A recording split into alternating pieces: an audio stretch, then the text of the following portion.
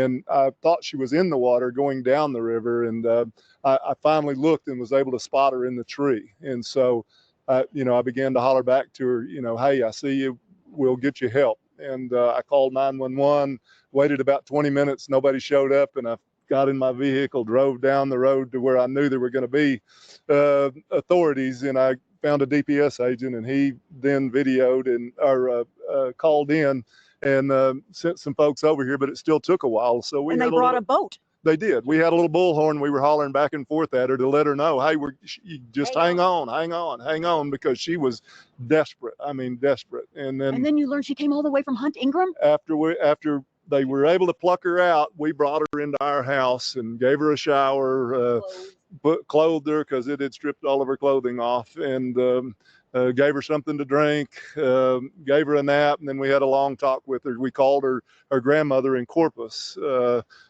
because she's also missing. Her parents were with her at the time. Sister and aunt and uncle as well. Yeah.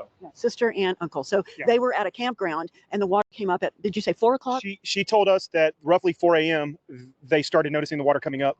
Her mom and dad got in their car to try and go up the hill to get out of the water. The car was overtaken by the water and stalled out.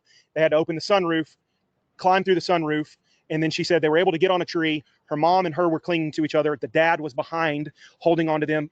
Water would have been pushing at their back. She said it just kept overtaking them, and eventually they got swept away.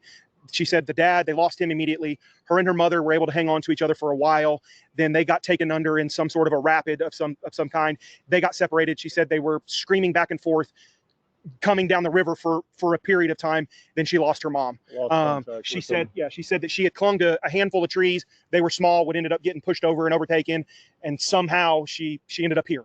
And so you found the strength to climb in the tree, you know. And you said that she went into the water at 4, but you didn't see her until 8 o'clock, a little after 8 o'clock in the morning. So her adventure was already 4 hours old when you saw her, and then it took a while for the boat to get there. Exactly.